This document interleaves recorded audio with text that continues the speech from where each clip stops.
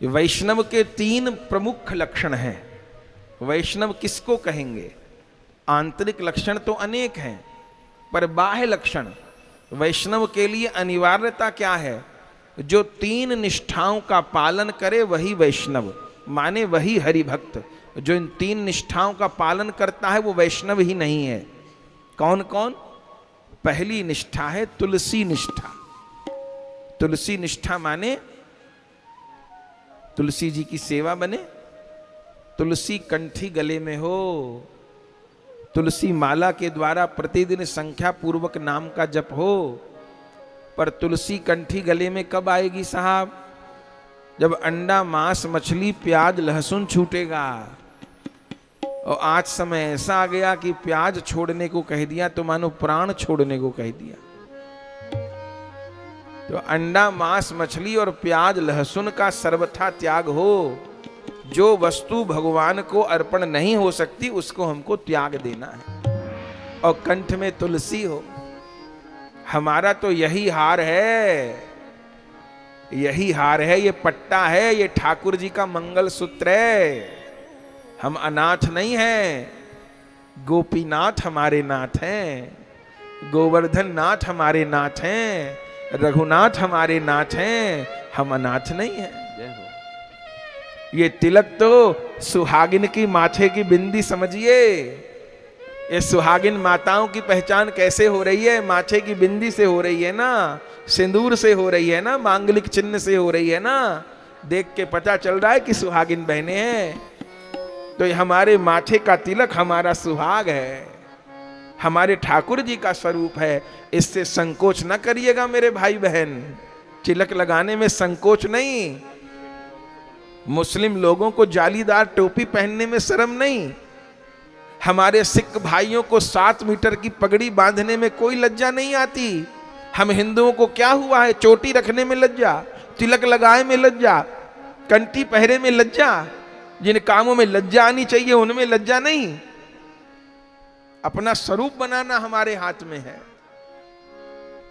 तो वैष्णवों की जो अति अनिवार्य 3 निष्ठा है वो कौन है? पहली है तुलसी निष्ठा।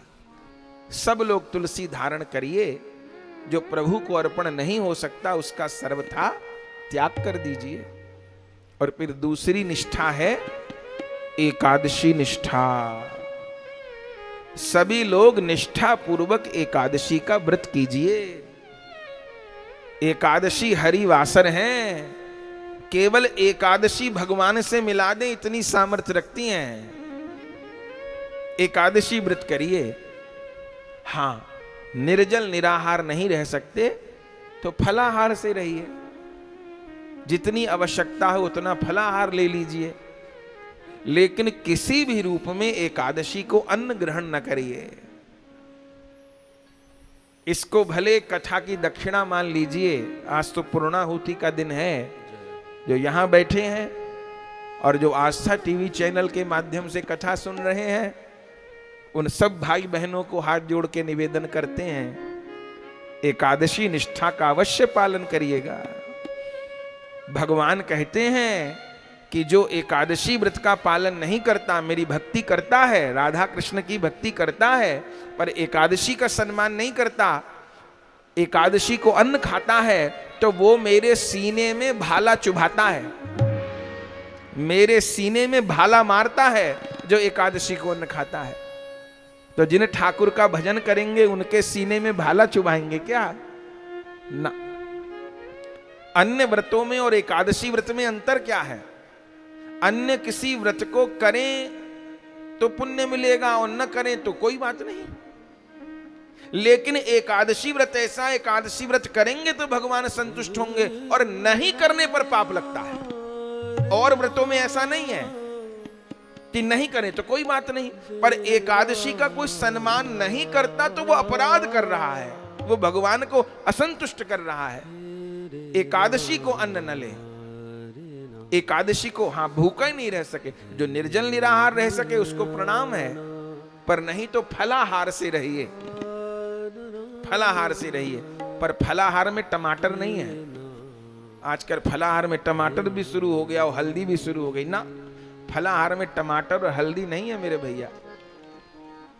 आलू की सब्जी, घिए की सब्जी, अरबी की सब्जी, सेंधा नमक, काली मिर्च, इसका प्रयोग करिए। सब प्रकार के फल ले सकते हैं, दूध है, दही है। पर ऐसा भी ना हो कि एकादशी का पूरा दिन मीनू बनाने में निकल जाए कि कौन कौन सा एक्सपेरिमेंट करूं और कौन कौन से व्यंजन बनाऊं। मुख्य बात यह है कि पेट भर ले, शरीर को जरूरत है फलाहार से, बाकी भजन करें। विधि क्या है? सबसे बड़ी विधि यही है कि एकादशी को कीर्तन करिए। हम भी हमारे यजमान रमेश कुमार जी को अब कह के जाएंगे कि आपके यहां एकादशी कीर्तन प्रारंभ हो। अब यहां पर एकादशी कीर्तन प्रारंभ होना चाहिए और प्रत्येक एकादशी को 3 घंटा बैठ करके सब लोग हरिनाम करें। सबसे बड़ी विधि, सबसे बड़ी पूजा यही है। एकादशी को कीर्तन करिए, जितनी देर हो सकता है। जो माला आप प्रतिदिन करते हैं उसको बढ़ा करके करिए।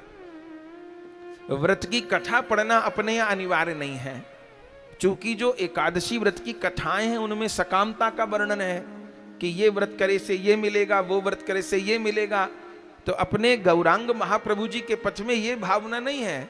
एकादशी व्रत श्री कृष्ण की प्रसन्नता के लिए है, किसी वस्तु प्राप्ति के लिए नहीं है। श्यामा श्याम प्रसन्न होते हैं, इस उद्देश्य से व्रत है। जैसे सुहागिन स्त्री करवा चौथ का व्रत रखती है अपने पति की दीर्घायु के लिए, पति की प्रसन्नता के लिए, तो ये एकादशी व्रत ऐसे वैष्णवों की करवा चौथ ही समझिए, भगवान की प्रसन्नता के लिए। एक बात और कह के आगे बढ़े कि एकादशी व्रत में उद्यापन की अनिवार्यता नहीं है। नहीं तो कुछ लोग ऐसा भी कहते हैं कि एकादशी करी, उद्यापन नहीं करेंगे तो गले में फांसी लग करके जाएगी। कोई कहती है, हमारी सास कहती हैं कि शुक्ल पक्ष की रखनी चाहिए, कृष्ण पक्ष की तो रखनी नहीं चाहिए। कोई कहते हैं बड़ी बड़ी रखती हैं, छोटी नहीं रखती। तो छोटी एकादशी कौन है भैया? ये सब बातें किसी शास्त्र में नहीं लिखी। ये हमारी बूढ़ी माताएं होती हैं ना, ये सर्दियों में धूप सेकती हैं और उस समय पुराण लिखती हैं, उसको कहते हैं बुढ़िया पुराण। तो ये सब बातें उसी पुराण में लिखी हुई हैं, ये कोई भागवत जी में नहीं लिखी हुई। तो उद्यापन की अनिवार्यता नहीं, हाँ कोई करे तो उसकी इच्छा, अनिवार्यता नहीं है। बात क्या है कि आज हमने एकादशी व्रत किया तो हमने अन्न का त्याग किया, हमारे हिस्से का अन्न बच गया ना, तो उस अन्न का दान है। तो अगले दिन आपने गैया को रोटी, एकादशी को वैष्णव को अपने हाथ से गैया को भी अन्न की रोटी नहीं देनी, गैया को भी फलाहारी दीजिए। हाँ, किसी के यहाँ गौ सेवा होती है तो उसको तो चारा देना होगा, पर अगर हम गैया को रोटी निकालते हैं तो एकादशी को अन्न की रोटी ना निकालिए, फलाहार की जो वस्तु आप बनाए वही निकालिए, गैया को भी। तो अगले दिन द्वादशी में आप गैया को रोटी जिमा दिए, आपका उद्यापन हो गया। हर एकादशी को हो गया उद्यापन। किसी ब्राह्मण वैष्णव को आप भोजन करा सकते हैं तो करा दीजिए। आप मंदिर में थाली भेज सकते हैं तो भेज दीजिए, वो भी नहीं तो कोई बात नहीं, गैया को आपने एक रोटी खिलाई, आपका उद्यापन पूरा हो गया। तो कितने लोग इसी कारण नहीं कर पाते एकादशी की, भाई उद्यापन हमसे नहीं हो पाएगा, खर्चा होगा, इसलिए हम नहीं कर रहे। और बोले उद्यापन नहीं कर पाएंगे तो ये कुछ नहीं। एकादशी फांसी नहीं, एकादशी फांसी काटने वाली है। भगवान की प्रसन्नता के लिए करिए, आजीवन करिए, जन्म भर करिए। घर में एकादशी के दिन अन्न बनाइए मत, छोटे छोटे बालकों को भी फलाहार दीजिए। एकादशी के दिन रसोई में अन्न बनाइए मत, फलाहारी बनाइए, सब लोगों को फलाहार दीजिए। बच्चों को स्कूल भेजना है, उनको भी टिफिन में फलाहार लेके भेजिए। सामग्री बनाइए फलाहार की, कूटू सिंगाड़ी ये सब सामग्री है, बनाइए। तो पहली निष्ठा है वैष्णवों की तुलसी निष्ठा, दूसरी निष्ठा है एकादशी निष्ठा, एकादशी व्रत का अवश्य पालन करिए। और तीसरी निष्ठा है भैया नाम निष्ठा। नाम का जप करिए, एक संख्या रखे। जिन गुरुदेव से जो नाम मिला है उसको श्रद्धा पूर्वक जपिए। और यदि कोई नाम प्राप्त नहीं हुआ तो कली पावन अवतार राधा कृष्ण मिलित तनु श्री कृष्ण चैतन्य महाप्रभु जी ने इस सारे जगत को आज्ञा की है महामंत्र की, हरे कृष्ण कृष्ण कृष्ण हरे हरे, हरे राम राम राम हरे हरे। इन महामंत्र का जप करिए। और सब मंत्र हैं, ये महामंत्र हैं। महामंत्र की 16 माला करने पर 25,000 नाम होता है। चूंकि एक मंत्र में 16 नाम हैं, 8 बार हरे नाम, 4 बार कृष्ण नाम, 4 बार राम नाम। एक महामंत्र बोले पे 16 नाम है।